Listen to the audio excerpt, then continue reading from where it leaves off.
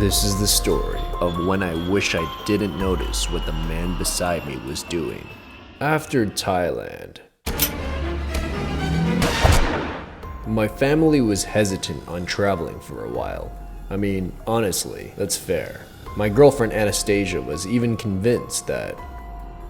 You're cursed. What? Yup. People see you getting... what's it called? Subscribers. And some of them are jealous. So they project negative energy on you and bad things happen. I'm not usually superstitious, but I'm not gonna lie. She had me a little paranoid. How else do you explain this?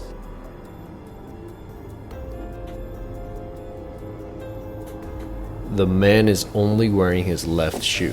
He holds his right one in his hands, and he's tinkering with something inside of it. That's when I didn't order a shoe cleaner. the man looks up. My mom's boyfriend Keith is staring right at him. Hold on. The man tinkers more urgently. What do you mean, hold on? You are in my seat. I said, hold on. My mom and Tabitha wake up. We all turn our attention to the hooded man. I'll show you, hold on. Keith tosses his Pepsi at the man's shoe and soaks it. What the hell? The hooded man notices the flight attendant approaching. He stands up, shoves Keith, and gets away. Keith notices that the man left his shoe behind. So he picks it up, then yells out, Hey, you left your shoe. The flight attendant walks up to us. Hi, is everything okay here? Yes, everything is fine. Suddenly, the shoe starts beeping with smoke coming out of it. The flight attendant screams. He's got a bomb! The bystander tackles Keith. I rush over to help Keith, but I'm cut off by another bystander, then another, and another. Keith got ganked, man. 5v1 and counting. Next thing you know, we're surrounded. Still, I had to help my guy, so I charge into battle, right? But you guessed it, intercepted again. But this time, by Tabitha? Yo, get out of the way. I don't think so. What do you mean? Keith needs our help. If you run in there right now, what do you think is gonna happen?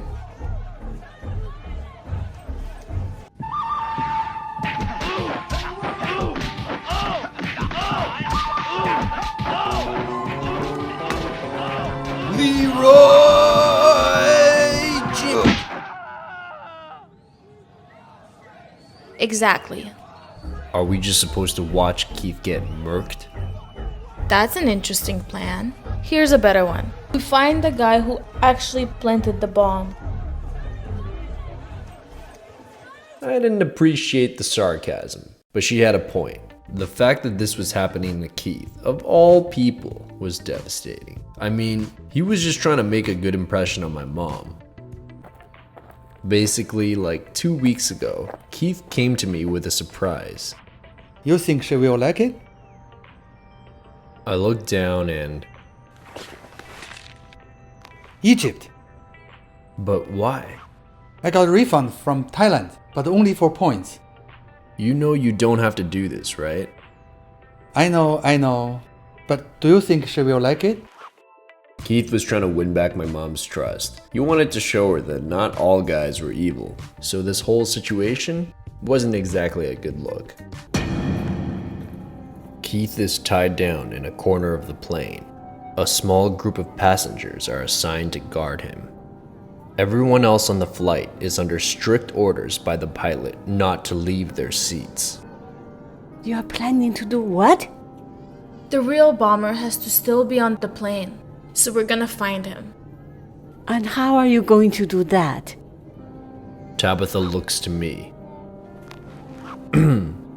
Well, it was only for like a second, but I'm pretty sure the guy only had one shoe on.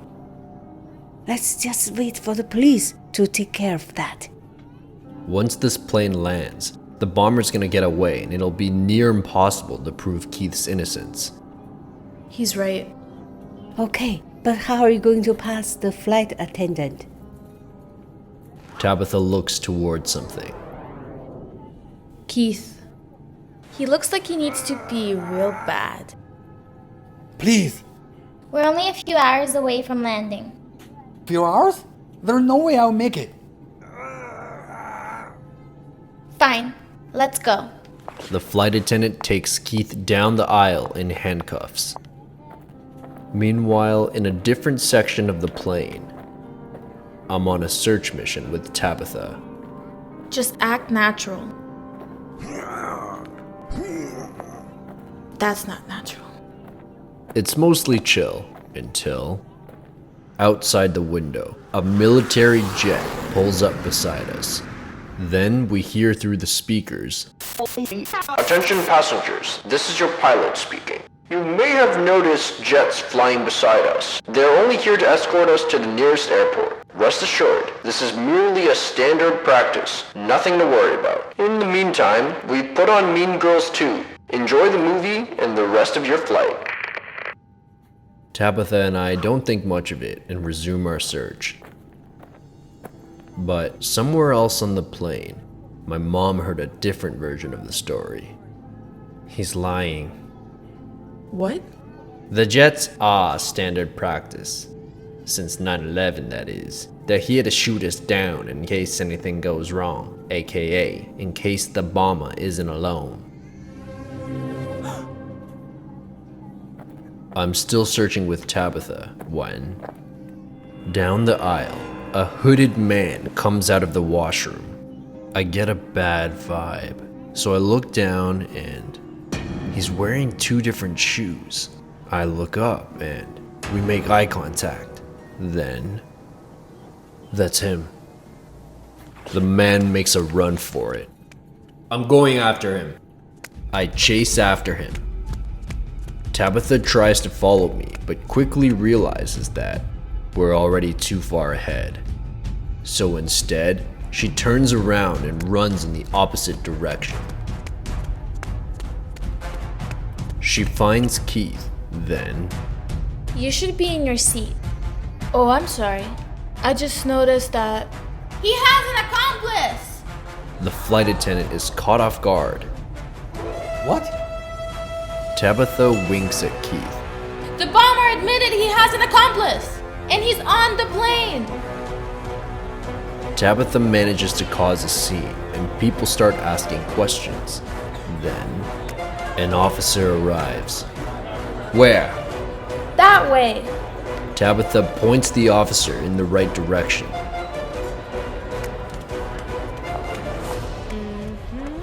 The commotion quickly spreads through the entire section of the plane.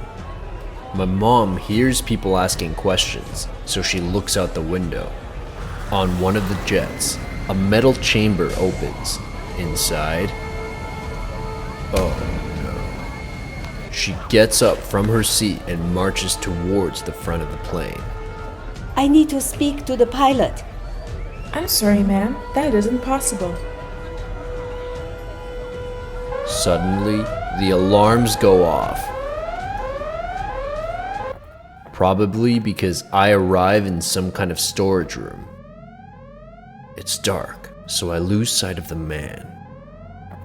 I walk through the room looking for him, when I notice something. On a silver suitcase up ahead, I can see my reflection and... He swings at me. I dodge and jump back. I'm squared off with the bomber. The thing is, there's a time and place for a clean, fair fight. This was not one of those times. You don't want to mess with me, bruh. You seen John Wick? No? Oh shit. Watch this. I call this the Dragon Claw. I put my hands up. Watch my hands. Then step closer towards him. Watch my hands. Don't blink, you'll miss it. A little closer. The man watches my hands when I sack him straight in the nuts. He collapses, screaming in pain. Then I hear the door open. It's Tabitha. She's with the officer. That's him. Meanwhile, at the front of the plane, there was a much bigger problem. Attention Flight 32. If your alarm is not shut off within the next 30 seconds, we will be forced to shoot you down. The pilot panics. He doesn't know what to do. Attention passengers, this is your pilot speaking. Don't mind the alarm. This is just another safety practice. Please enjoy the rest of your movie and... The door busts open. My mom rushes in. Stop! You can't go in there! My mom grabs the radio. The bomber has been caught. Don't shoot. My mom, the pilot, and the flight attendant all wait on the response. Copy that. We will not engage. I repeat, we will not engage. A sigh of relief fills the room.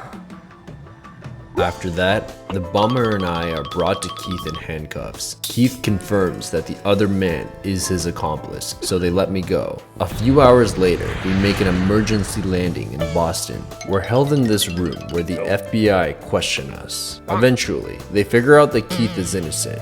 Well, actually, more than innocent. Apparently, earlier in the day, the bomber tries to get on a flight, but he buys a one-way ticket with cash and doesn't bring any luggage, so he gets flagged. Security holds him for hours, but ultimately can't find anything to convict him with. That's because he's hiding it in his shoe. So he gets on the next flight, our flight. And in the middle of the night, when most of the passengers are sleeping, he finds an opportunity to light his shoe bomb. But there was just one little problem. He took the wrong guy's seat. Again, Air Freedom is truly grateful for your heroic deed, and we apologize for how this may have inconvenienced you. This is the bullshit. We'd better get a refund.